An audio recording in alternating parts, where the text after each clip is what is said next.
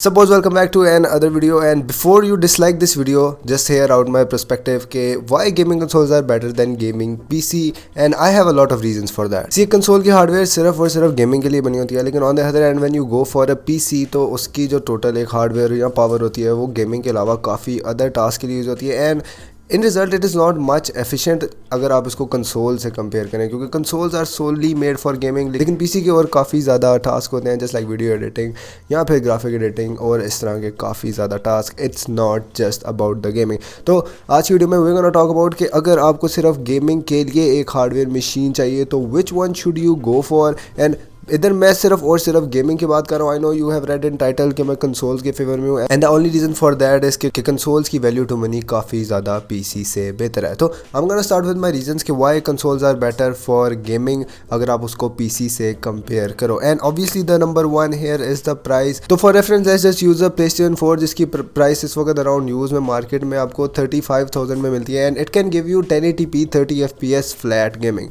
लेकिन on the other hand if you go for the PC in the same specs और आपको 1080p 30 FPS चाहिए तो आपको at the very least GTX 1060 6GB चाहिए होगा, जस्ट लाइक आई डिड. और अगर उसके साथ आपको एक प्रॉपर पीसी चाहिए तो वो अराउंड आपको 60 to 65,000 ईजीली कॉस्ट कर जाएगा if you go for use part और आप ग्राफिक कार्ड में नए में जाओ. उसके अलावा उस 35,000 के कंसोल के साथ हमें कंट्रोलर मिलेगा, लेकिन on the other hand if you go for the PC तो आपको इसमें कीबोर्ड का खर्चा अलग, माउस का अलग, मॉनिटर का अलग. लेकिन if you go for the console तो 95% लोगों के घर टीवी ऑलरेडी अवेलेबल होते हैं, तो कंसोल में आपकी वो कॉस्ट भी बच जाती है. तो all in all if you go for a PC तो आपके सिर्फ पीसी के पैसे नहीं होते, उसके अलावा काफ़ी ज़्यादा चीज़ों के पैसे होते हैं. And trust me you are just paying for that extra hardware, क्योंकि पीसी सिर्फ गेमिंग के लिए नहीं है, वो और काफ़ी ज़्यादा कामों के लिए. अगर आपको उन कामों से कोई लिंक नहीं है तो you are just paying that extra money बिल्कुल फजूल में. अगर आपने सिर्फ गेमिंग करनी है तो I think consoles are much better. Main idea है इसके कंसोल्स आपको पीसी से काफ़ी ज़्यादा वैल्यू टू मनी देते हैं. जब प्लेस्टेशन 4 35,000 का था तो तब ये पीसी मैंने 80,000 का लिया था, और ऑन दी अदर हैंड अभी भी प्लेस्टेशन 5 30 to 35,000 का है, तो ये पीसी अराउंड इस वक्त 55 से 60 में आपको यूज़ में मिल जाता है. तो what's the point of getting a PC सिर्फ गेमिंग के लिए जब इसकी मार्केट वैल्यू भी कोई खास नहीं है, and consoles are still going up right now. Another reason for using consoles is the ease of access. Consoles में आपको किसी ड्राइवर वगैरह का इशू बिल्कुल भी नहीं होता. You can just download the game right away और आप उसको उसी टाइम प्ले कर सकते हो at the time you downloaded it. लेकिन पीसी में आपको या स्टीम या ब्लिज़र्ड पहले सोर्स देखना पड़ेगा कि वो गेम किस वेबसाइट पे है या किस प्लेटफॉर्म पे है, और आपको पहले वो प्लेटफॉर्म डाउनलोड करना पड़ता है, and then you can download the game.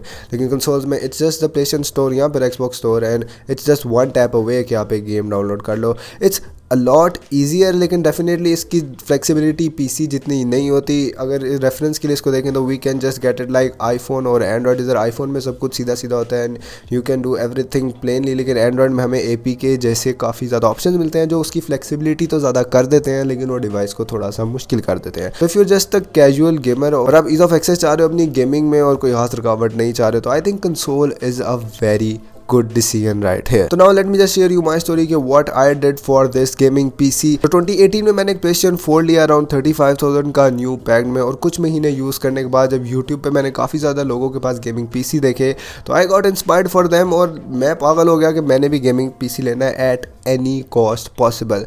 खैर काफ़ी ज़्यादा देर पैसे इकट्ठे करके जब मैंने वो अराउंड 30,000 का वो PlayStation 4 बेचा तो 80,000 का मैंने ये GTX 1060 6GB के साथ PC लिया जो i7 3rd के साथ था. उसके अलावा एक्सेसरीज और मॉनिटर वगैरह डाल के ये पीसी अराउंड टोटल सेटअप की कॉस्ट मुझे 1,10,000 से 1,20,000 पड़ गया. अब व्हेन एवरीथिंग वाज रेडी और पीसी में घर ला के सेटअप किया and everything was done, games download करना शुरू कर दी मैंने. And the first game I downloaded was the Call of Duty Black Ops 4. मैंने गेम डाउनलोड की, आई रन डेट. वैसे काफ़ी ज़्यादा मुश्किल हुई थी, जस्ट फॉर द रेफरेंस पहले ब्लेजर डाउनलोड करो उसके बाद you go for the game, और गेम की फाइल साइज भी टोटल काफ़ी ज़्यादा था which takes a good space on hard disk. उसके अलावा ये चीज़ भी देखनी पड़ती है कि यू डूइंग ऑन SSD या फिर हार्ड डिस्क, क्योंकि SSD की स्टोरेज कम होती है, you got get the games in the hard disk. तो ये सारी चीज़ें देखने के बाद मैंने finally downloaded the Call of Duty Black Ops 4 और मैंने उसको रन किया. It was just as similar as the PlayStation 4। यानी प्ले स्टेशन 4 के ग्राफिक्स में और इस GTX 1066 GB के ग्राफिक्स में मुझे कोई खास फ़र्क पता नहीं चला। ग्राफिकल इंप्रूवमेंट्स कोई बहुत ज़्यादा नहीं थी,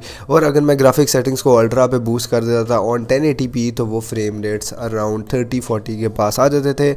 on very high it was around 60। तो the main difference there was कि इसमें मुझे सिर्फ फ्रेम रेट्स थोड़े ज़्यादा देखने को मिले, except for that everything was literally the same. अब उस टाइम पे मैंने पैसे इन्वेस्ट किए थे अराउंड 110 या 120, तो I was not looking for the GTX 1060। इसकी ग्राफिक परफॉर्मेंस उस पर डिपेंड करती है। आई वॉज लुकिंग कि मैंने सारे पैसे इन्वेस्ट किए हैं प्ले स्टेशन 4 के ऊपर, तो आई नीड द रिजल्ट्स, लेकिन वो चीज़ बिल्कुल भी नहीं थी जो मैं एक्सपेक्ट कर रहा था। It was just as similar as the PlayStation 4 as far as gaming is concerned, लेकिन उसके अलावा मुझे इस PC पे काफ़ी एडेड बेनिफिट्स मिल गए। It is a window 10 and मैं दुनिया का कोई भी काम कर सकता हूँ इस पर। You can do video editing, graphic designing, like मैं ये चीज़ों का इसलिए जिक्र कर रहा हूँ क्योंकि I do video editing on this PC, और ये PC काफ़ी पावरफुल है for that purpose. I also do photo editing, वो ये GTX 1060 ग्राफिक प्रोसेसिंग इसकी काफ़ी अच्छी है फॉर दैट पर्पजेज़ टू। और आई थिंक कि ये स्पेसिफिकली अगर गेमिंग के लिए कोई ले तो दैट्स कंप्लीटली नॉट वर्थ है। जो मैंने ऊपर 60 से 70,000 दिया वो प्रोडक्टिविटी के लिए तो समझ आता है, लेकिन गेमिंग के लिए समझ नहीं आता। तो if you're someone who needs a device या फिर एक हार्डवेयर चाहिए आपको सिर्फ और सिर्फ गेमिंग के लिए, और आप कंफ्यूज हो कि आप PC के शशके के पीछे जाओ या कंसोल की वैल्यू के पीछे जाओ, तो I think console is a much better option, और मैं आपको अपने एक्सपीरियंस से बता रहा हूँ। सो ये guys, that's basically it for today's video. Hope you guys enjoyed it. Make sure drop a thumbs up and subscribe this channel down below. See you guys in the next one. अल्लाह हाफिज़। क्या कह रहा है?